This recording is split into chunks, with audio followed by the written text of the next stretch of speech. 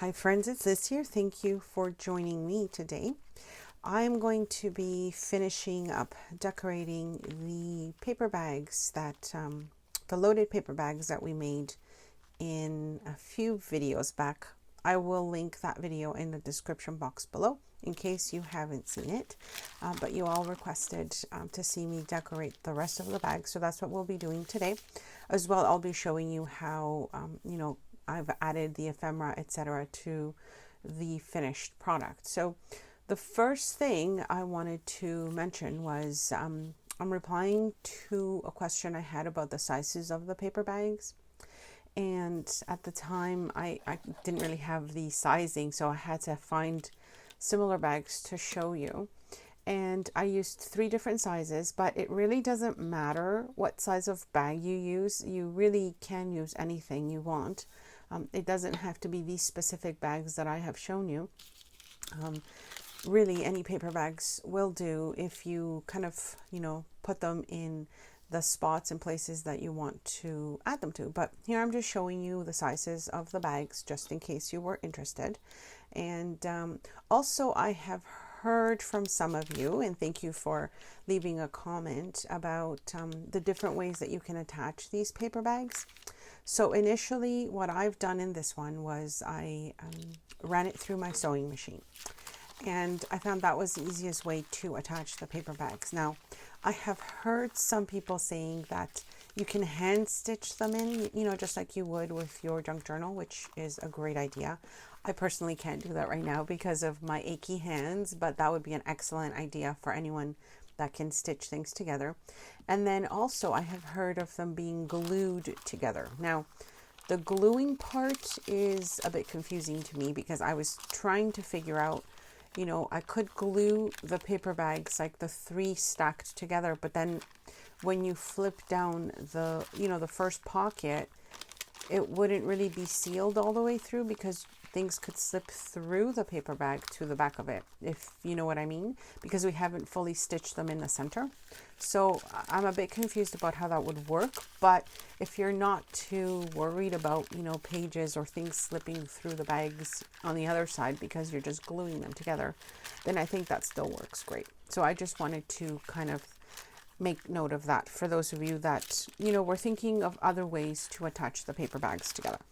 I have also seen different ways of stacking the paper bags, different than the video I showed you. So that's also an option. You can stack them however you want. This is just a project to have fun, use up those paper bags and make something beautiful to send in snail mail for a friend or someone. Okay, let's get started.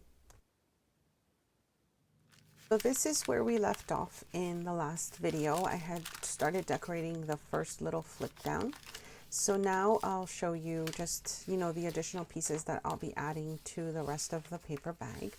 So what I like to do with most of my projects is try to combine, different papers, different colors, different designs. And that's what I'm doing with this one. So I'm grabbing some of my favorite little designs that I have. I have pre-cut some of the pieces, and I have mentioned this to many of you before as a tip. If you're working on a project and you can't finish it all up, you could leave some pieces cut or ready to go so that your initial step when you get back to it is just kind of gluing things together. And I find that this gets my creative juices flowing if I'm feeling a little stuck about something that I'm going to do. So you can see how this is this has looking through there.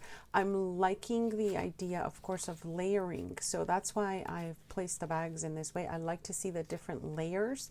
And of course, from smaller to taller, I just find that my eye enjoys that more than, having them all stacked together on this, like at the same height. So that's why you've seen me make them this way. Like I said, I will link the video below of how we put this one together, and you can also see the original one that I had made in this project. So I'm adding this little piece here because it's going to be my little kind of belly band. My original one, this is where I stuck my little envelope. So I'll be playing around with, the ephemera pieces that I'll be adding to this paper bag as well, or the loaded paper bags, I should say, because there's 3 of them. And I'm always kind of testing out also what it looks like when I finish something. I like to see little pieces peeking through here and there so I can get, you know, different colors and different designs peeking through. So for this one here, I'm going to be adding a side pocket, which is similar to the one we originally did. And as you see here, I'm just gluing 3 sides of this little postcard. And so my little tuck spot is going to be to the right of the, you know, the little postcard here. You saw me glue the 3 sides only, so I left one side open for, you know, putting things through. And then here again, I have pre-cut other pieces that I wanted to add to the next paper bag. Now, the other good thing about this project, which I really love, is you can have any kind of design on your paper bag. There are some paper bags that have the advertisements on them. There's a lot of different colors, etc. If you don't like what it looks like, you can totally cover up the entire bag by using your favorite scrapbook paper or digital. And this way, you know, you've got the bags that you can reuse that you wouldn't usually want to use in a project, maybe because of the color or the design. But if you cover them up and you only see a little bit peeking through, I think that's also really nice. And it just gives you a nice way to use those paper bags. Like I said, any size works. It's just a matter of how you want to layer them together, and also how you want to bring them together, either stitch them together by hand or sewing machine. And if it has worked for you with the gluing, let me know, because I can't figure out how the bags would stay closed on the inside if you're just gluing them by stacking them together. So okay, so here again, I just glued 3 parts of this tiny little postcard, and that means I'll have a little pocket in the top. Now the next part of the glassine here, I really like the fact that it's a glassine one, so I don't necessarily, you know, want to fully cover every single side if I don't have to, because I like being able to kind of see through it. But I might just cover both sides here, like this bottom and then the top. Here again, I'm just measuring quickly just to cut a little piece off so I can add a little tuck spot at the bottom. And then the reason I'm adding it to the bottom is because you're flipping this down, and I just think it gives you a nice little hidden spot behind, you know, this piece. And again, here I'm just double checking where I'm adding my glue, because I don't want to close it up at the top of the design, and I'm going to show you what I mean by that. Again, I'm just gluing 3 sides. I'm leaving one of the large sides open because that will be my pocket for this one. I hope you're enjoying the share. Don't forget to check out my playlist for many other paper bag projects. I really enjoy using paper bags, and I've made some, you know, various things using them. An entire mini junk journal from start to finish. I show you how to make that. Also like a little ephemera holder, which is shaped into a little clutch. So I think that's also super cute. And here I'm just finishing showing you where the little tuck spot is going to be here. So the next bag, or the next side of the bag that I'll be adding something to. This is one of the clutches that I've made with my designs, and I just, if you haven't seen that video, I will link those below. They're super cute, and they're so fun to make because you can just add all your little ephemera pieces and have them ready to go for a project like I did here. So I'm trying to think of what's going to fit, you know, on this little side. I'm already thinking about what type of ephemera I want to add as well. So next thing is, again, like I said, I'm going to find a piece that I can add to this side of the paper bag, and I'm liking how this looks. Now, I could go ahead and add more tuck spots on top of it, another little pocket, another little tuck spot. For now, I'm just going to leave it like this because I think it's, you know, you've got your large pockets here anyways. I don't need to add a lot more pockets in between the paper bags, at least not for every single one, I don't think. Okay, so for the top one here, I do want to cover it up with as much as I can. Again, I just want to see a little bit of that brown paper peeking through. And here I'm just using this piece that I think is just a nice neutral tone that goes with it. And I'll just be adding this to it. And I'll just keep doing this on the other sides that I still need to cover up as well. So I did want to mention something. Recently on Instagram, I had a few people message me and kind of surprisingly message me and let me know that they hadn't seen my posts for a while. And I was a little bit shocked because I try and post very often on Instagram because it's really quick. It's, if I'm working on something or a video is coming up, I like to kind of keep up with letting you all know what's happening. But when I was told that they hadn't seen my posts for a while, and then all of a sudden they said, oh, there's so many that we've missed that we hadn't seen you, I just thought it was so strange. And again, it comes back to what I was talking about before with the algorithms and how they select who you can see. And even though you've subscribed or followed, the algorithms are deciding who you get to see. And someone said to me, well, if they're not interacting with you often, then they're not going to see you because Instagram or the algorithm thinks that they're not interested. And I thought, well, it's the opposite, because the ladies that, contacted me are ones that always interact with my posts, are always commenting, are always leaving me a like. And so I just thought that it's so strange how, it's picking and choosing. And I realized that same day that I started to see posts from people I haven't seen in a long time.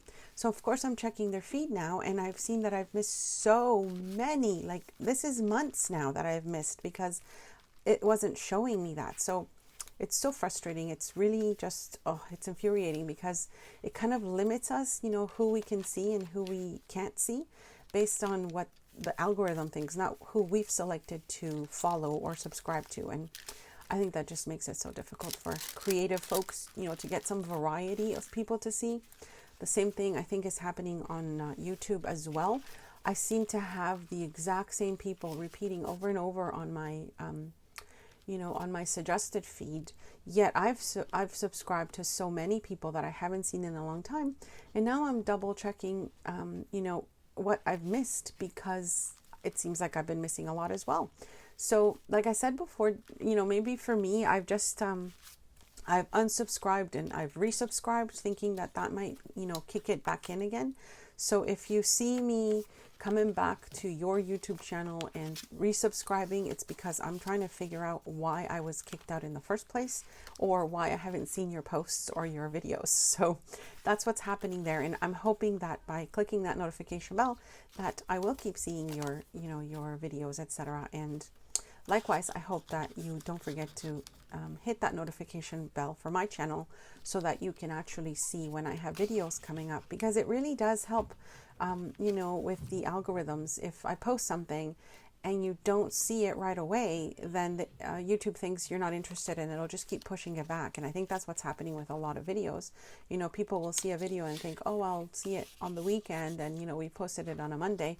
And so YouTube thinks, oh, no one's interested. And I've noticed that a lot with, like I said, people that I've been watching as well.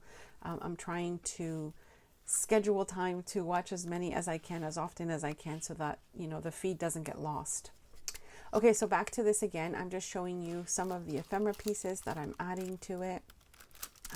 I'll definitely be adding a lot more pieces to it. I'll show you that as we're finishing this. I'm going to show you now, just some additional pieces that I'll be including in this one. And I'm just really loving how it's looking. I'm actually going to add one more piece here, and initially I'm trying to figure out which one I think fits best. I love these pieces. I haven't fully fussy cut them because I haven't decided which one I want to use, but I'm thinking I want to go with that teal color again. It's kind of my favorite, and I want to be able to use it like as a little tuck spot to put something in the back of it. So I'm thinking it's going to be this one. And I'll come back and show you when I've put it on. Just added glue to, again, the 3 sides. I left all the floral pieces that I'm not going to add glue to. So adding glue again. I ran out of my favorite glue, my friends, and I have to get some more because I haven't been shopping since COVID started. I honestly have not gone out except for grocery shopping, and I still don't want to. I'm still trying to take it easy and trying to only go when it's necessary. So I might just have to do an Amazon order and get some stuff going again. If you haven't seen my favorites list, I'll link that below. I know I get asked a lot what my favorite supplies are, so I like to leave a link to my my shop front, that's what they call it, just so you can see some of my favorite supplies. Okay, so here's just the additional pieces I've added. I really like how, you know, that extra little pocket in the back is going to help with that really nice floral theme. And I'll just be kind of, you know, tucking in more pieces as we go. I hope you're enjoying this share. I'm going to do a quick flip through of it fully finished in a few seconds. Here I'm just playing around with, you know, where I want things to be. And again, I like layering. I like things popping in from different directions, facing different ways. As you can see, some are going left, some are right, some are in the center. And I just really like that layered look. So here is the finished product. I left the long threads from the sewing there. I added that tiny little piece on the front there on top of the flower. And then again, just the little pieces. I've added some fabric ribbon to the tags. And then here again, just the other little tag that goes in here. These little pieces again, the little coin envelope. You can journal in the back of this one. Now this one is I made it for a custom order. If the person does not want the bag, the loaded bags, then I will list it in the shop. But I had initially made this one because she had requested one, and of course I just thought about all the different little pieces and layers and ephemera that I can add to it. I'll definitely be adding more before it goes, but this is just for you to see what I've added in this one. I love how this one came out with the little ripped edges. Some pieces here are from Tsunami Rose. I've got some from, oh my goodness, I'll link the names below. I'm sure I'll remember once I'm finished chatting away with what I've added. You can see the little pocket and what I added at the bottom there. And then the top here again has, I love this envelope. This is definitely Tsunami Rose. And then this one is from Victoria Designs. I love that it's got the writing themed paper. And then the back here has the beautiful little floral that we added. Another little, these are from My Portrait Prints. And then the back, of course, I added another envelope. Again, you know, she can send this off to someone or just load it up with ephemera and keep it on her desk. This is the little ephemera holder as well. Just added a few pieces that can be fuzzy cut, and some of them are already cut up. So I love the idea also of having this on your desk as an ephemera holder. Isn't that the cutest? Just load it up for your next project, or, you know, to send to a friend. And then of course this one here, I have a tutorial on how to make this little flip out ephemera holder. And you can journal in the back. And I just realized I forgot to show you the back of it. The back of it also has a little pocket. This is my own design from my printables. I will link that below if you haven't seen it. It's my floral tags. I've got the orchids as well. This one is also from my digitals. I just love how that looks, and it matches so perfectly with these florals. And then I've got some more pieces to fussy cut here, and then another little you know, piece tucked in there. So I forgot to show you the back, but the back also has a little pocket with another bit of ephemera, and I should have shown you the back. The ephemera in there is just so cute. So I think that's it, my friends. Thank you for joining me. I hope you enjoyed this quick little decorating how-to. Let me know if you have any questions, comments. As always, thank you so much for your support and for you know, watching my channel. I really appreciate it. Let me know if you have had any issues, like I've mentioned before, with either, you know, seeing people's posts on Instagram, or even videos from your favorite YouTubers that you haven't seen in a while for whatever the reason, algorithms. Anyways, thank you. I will see you next time, and I've got some more fun projects coming up to share with you. Thanks so much for stopping by.